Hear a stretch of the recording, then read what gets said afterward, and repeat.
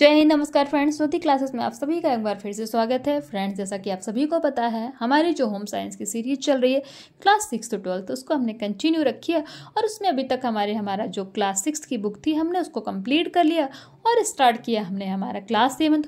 और friends, class 7 में भी हमने हमारा जो हमारा चैप्टर 10 था वहाँ तक भी हमने कंप्लीट कर लिया है।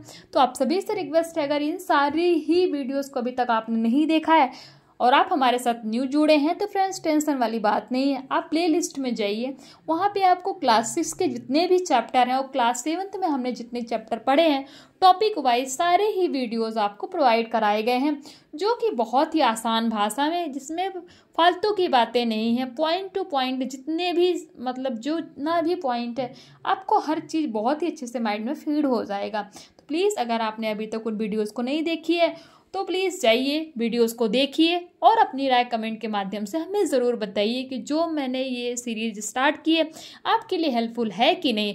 और हाँ, अगर चैनल के साथ नए जुड़े हैं तो प्लीज़ फ्रेंड्स चैनल को सब्सक्राइब कीजिए, वीडियोस को अपने फ्रेंड के साथ शेयर कीजिए। वीडियो अच्छी लग रही है तो लाइक कीजिए, नहीं अच्छी लग रही है तो डिसलाइक कीजिए।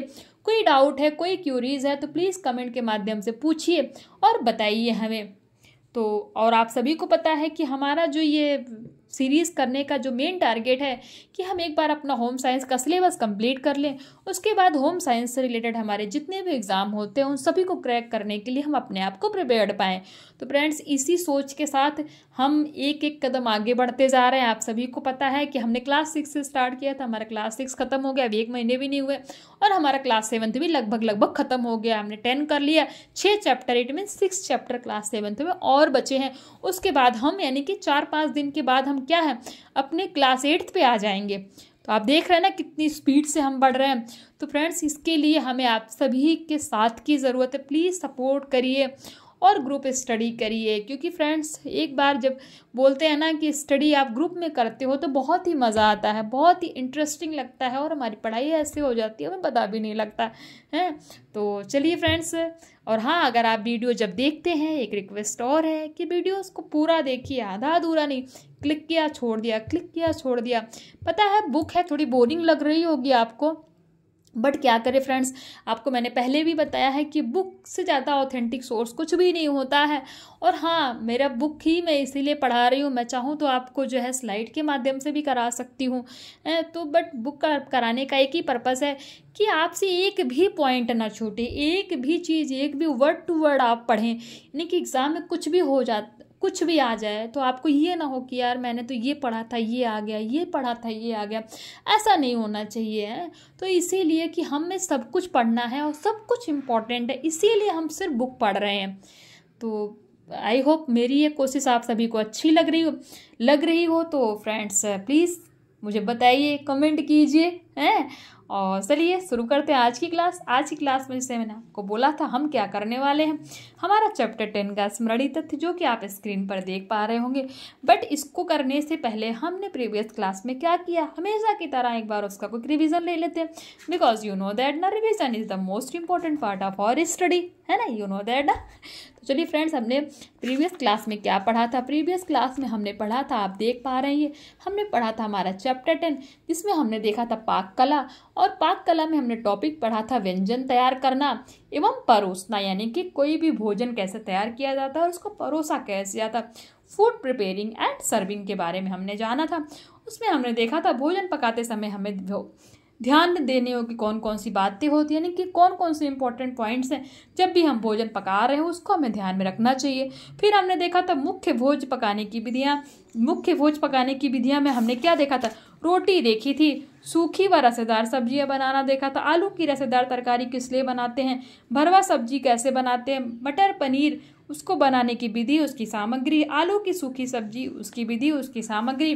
फिर हमने देखा था परवल की सूखी सब्जी, मूंग दाल की खिचड़ी, पुलाव बनाना है। तो इतने सारे जो डिशेस हैं फ्रेंड्स, इस सभी के बारे में हमने बहुत ही डिटेल से पढ़ा था। तो अगर आपने वीडियोस नहीं देखी है तो प्लीज़ प्लेलिस्ट में जाइए, इनको देखिए, आपको डिटेल में सब कुछ कराया गया है। फिर हमने साथ ही साथ क्या देखा था, भोजन परोसना। और भोजन परोसने की कितनी विधि होती है, 2, देसी विधि और विदेशी विधि। तो इन सबको हमने बहुत ही डिटेल में पढ़ा था। और फिर हमने देखा था देसी विधि होती क्या है, विदेशी विधि होती क्या, उनके बारे में डिटेल में पढ़ा था। फिर हमने भोजन परोसते समय भी ध्यान देने योग्य बातें, जैसे हमने देखा था ना भोजन बनाते समय हम किन बातों का हमें ध्यान रखना चाहिए, वैसे ही हमने देखा था भोजन परोसते समय भी हमें किन किन बातों का ध्यान रखना चाहिए, इनके बारे में हमने पढ़ा था। आई होप आपको जो हमने प्रीवियस क्लास में किया उसका फटाफट एक बार क्विक रिवीजन हो गया होगा।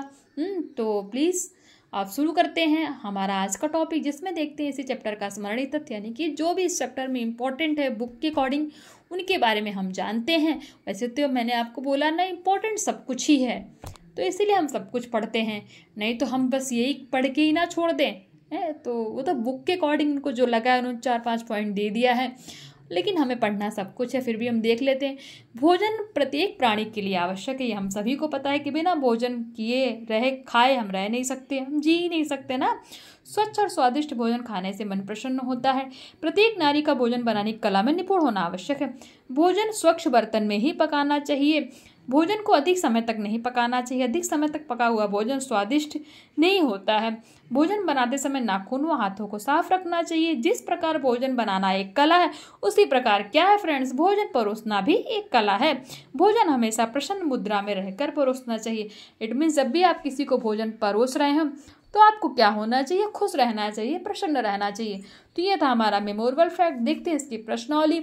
सही विकल्प पर सही का चिन्ह लगाएं। गृहिणी को भोजन बनाना चाहिए कैसे, हाथों से, पैरों से, उपरोक्त दोनों या फिर इनमें से कोई नहीं। तो आप सभी को पता है हमेशा भोजन किससे बनता है, हाथों से बनता है, पैरों से तो बनाते नहीं है।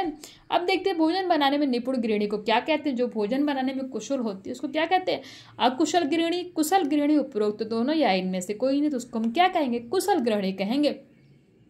भोजन में अधिक प्रयोग नहीं करना चाहिए, क्या नहीं करना चाहिए, अधिक मसाले, नमक, उपरोक्त दोनों या फिर इनमें से कोई नहीं। तो हमें अधिक मसाले भी भोजन में प्रयोग नहीं करने चाहिए और आवश्यकता से अधिक नमक भी प्रयोग नहीं करना चाहिए। तो आंसर हमारा क्या हो जाएगा, उपरोक्त दोनों। तो देखते हैं रिक्त स्थानों की पूर्ति में प्रत्येक गृहिणी को पाक कला में निपुण होना क्या है, आवश्यक है। सूखी सब्जियों में पानी क्या होना चाहिए, कम मात्रा में डालनी चाहिए। भोजन परोसने की कितनी विधियां होती हैं, 2 हमने अभी पीछे ही पढ़ा, रिवीजन में भी पढ़ा है, बताइए फटाफट कमेंट करके। अब देखते हैं सही गलत।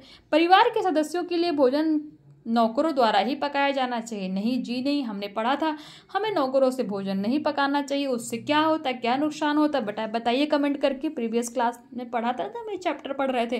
तरकारियों को अधिक भूनना चाहिए नहीं भूनना चाहिए। भोजन बनाते समय नाखून व हाथों को साफ रखना चाहिए। तो ये स्टेटमेंट हमारा क्या हो जाएगा, ट्रू हो जाएगा।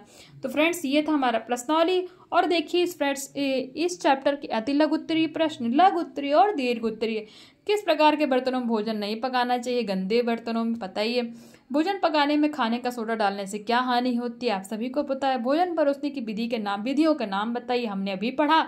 आलू की सूखी सब्जी बनाने की विधि लिखी है, हमने पढ़ा कि अभी पढ़ा था ना प्रीवियस क्लास में कि आलू की सूखी सब्जी किस तरह बनाई जाती है। देसी शैली में खाना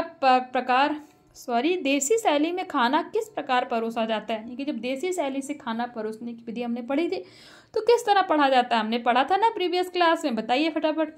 और फिर उसके बाद था खिचड़ी बनाने की विधि लिखी, खिचड़ी किस तरह बनाई जाती है ये भी हमने पढ़ा था, मूंग दाल खिचड़ी पढ़ी थी ना। दीर्घ उत्तरीय प्रश्न, भोजन पकाते समय गृहिणी को मुख्य रूप से किन किन बातों का ध्यान रखना चाहिए, हमने देखा था।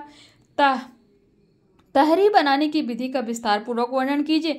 किसी एक सूखी तथा एक रसेदार सब्जी बनाने की विधि का वर्णन कीजिए। फ्रेंड्स ये सारे ही टॉपिक आप देख रहे हैं ना, ये सारे ही टॉपिक हमने प्रीवियस क्लास में जब इस चैप्टर को समझा है तो उसमें किया हुआ है। प्लीज़ इनके स्क्रीनशॉट ले लीजिए। और हाँ, ये जो प्रश्नावली है ये देखिए, इसके भी क्वेश्चन आपको यहाँ पे भी प्रोवाइड कराए हैं। अगर आप नहीं लेना चाहते तो डोंट वरी, मैं वैसे तो बोल के आपको करवा ही देती हूँ प्लीज़, बट इनको सॉल्व करने की कोशिश कीजिए। मैं बार बार बोलती हूँ, आप इनको सॉल्व करिए और देखिए कि जो आप क्लास देख रहे हैं, जो आपको पढ़ाया जा रहा है, उसके माध्यम से ये क्वेश्चन आपसे सॉल्व हो रहे हैं कि नहीं हो रहे हैं। मैं बार बार कहती हूँ, नहीं हो रहे हैं तो आप वीडियो मत देखा करिए, और अगर हो रहे हैं तो क्लास कंटिन्यू रखिए। आपको तभी पता लग जाएगा कि जो आपको पढ़ाया जा रहा है वो आपके काम का भी है कि नहीं है फ्रेंड्स। और अगर आपसे सॉल्व नहीं हो रहा है तो प्लीज़ कमेंट करके बताइए। मेरे पास अपना खुद का हैंड रिटन नोट्स है, मैं आपको प्रोवाइड कराऊंगी, बट एक बार खुद तो सॉल्व करने की कोशिश कीजिए ना। सब कुछ बना बनाया मिल जाएगा तो फ्रेंड्स तो उससे तो आप हैंडीकैप बन जाएंगे। तो हमेशा तो आपको इस तरह नहीं हम आपके साथ रह सकते हैं ना, तो कुछ आप भी कीजिए। हाँ, तो और वैसा नहीं फ्रेंड्स, अब मैं इसको भी करा सकती हूँ, बट एक बार आप कमेंट कीजिए तो इसके भी आंसर मैं प्रोवाइड करा दूँगी, बट एक बार खुद से ट्राई कीजिए। आपसे ये सॉल्व हो जाते हैं तो आपको भी कुछ होमवर्क के रूप में मिल जाएगा, क्योंकि आप जब खुद क्वेश्चन को पढ़ के सॉल्व करेंगे तो जो वो चीज़ आपके माइंड में फीड होगी ना, वो मेरे कराने से नहीं होगी, मैं जो प्रोवाइड कराऊंगी उससे क्या होगा, आप उसको रट्टा मार लेंगे, एग्ज़ाम लिख के आ जाएंगे, बट आपको चीज़ें समझ में नहीं आएंगी, है ना। तो एक बार सॉल्व करने की कोशिश कीजिए, फिर भी कोई बात नहीं आता समझ में तो बताइए। तो फ्रेंड्स, आज की क्लास यहीं तक, और इसी के साथ हमने क्या किया, हमारा चैप्टर 10 पूरा कंप्लीट कर लिया। और हम जो है हमारे नेक्स्ट क्लास में क्या करने वाले हैं, नेक्स्ट क्लास में हम करने वाले हैं हमारा चैप्टर 11, जिसमें हम करेंगे खंड 9, जिसमें हम देखेंगे संबंधित कला है, इट मीन्स लाइट आर्ट के बारे में हम जानेंगे कि लाइट आर्ट क्या होता है, संबंधित कला क्या होती है, इसके बारे में हम जानेंगे। तो चलिए फ्रेंड्स, मिलते हैं नेक्स्ट क्लास में इस टॉपिक के साथ। तब तक के लिए जय हिंद, नमस्कार। और हाँ, फिर बोलूँगी, अगर आपको वीडियोज़ अच्छी लग रही हो तो चैनल को सब्सक्राइब कीजिए, बेल आइकन प्रेस कीजिए, और चैनल को अपने फ्रेंड के साथ ज़्यादा से ज़्यादा इन वीडियोज़ को शेयर कीजिए, जिससे कि उनकी भी हेल्प हो सके। इसी सोच के साथ मिलते हैं नेक्स्ट क्लास में। तब तक के लिए जय हिंद, नमस्कार। हंसते रहिए, मुस्कुराते रहिए, और एक दूसरे की हेल्प करते रहिए।